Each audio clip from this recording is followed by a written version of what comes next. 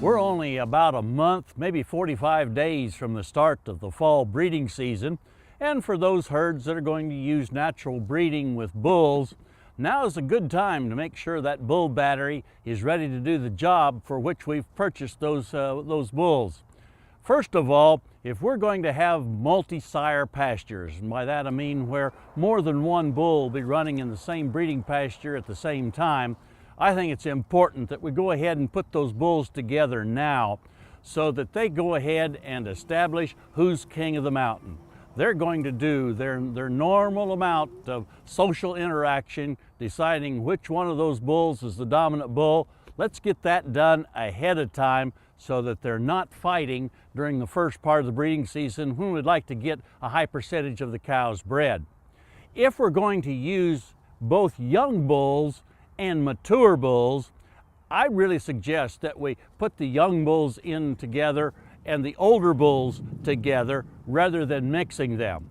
If we're in a situation where we feel the need we have to rotate bulls during the course of the breeding season, I'd recommend that we use the mature bulls first and let them stay for about 2/3 of the breeding season, and then bring in those young, generally yearling bulls for the last 1/3 of the season. That way the mature bulls are probably impregnating the highest percentage of the cows, which leaves a fewer number of cows in the herd yet to be bred by the young bulls. And those young bulls are now a month and a half older, closer to maturity when they start the breeding season. Finally, I really think that it's cost effective to visit with your local veterinarian and set up a time to have the bulls given a breeding soundness exam, making sure that they're capable of doing the job for which we've got them. While we have that breeding soundness exam taking place, take time to ask your veterinarian about the need for trichomoniasis testing. That's a venereal disease of cattle that can really be devastating to the future calf crops in your herd.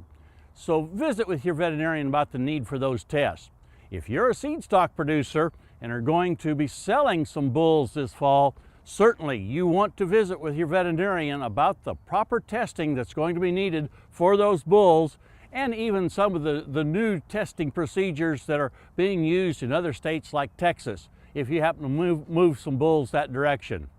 Now's the time to get that bull battery ready for this upcoming fall breeding season, and we'll have a better outcome with a better calf crop next year.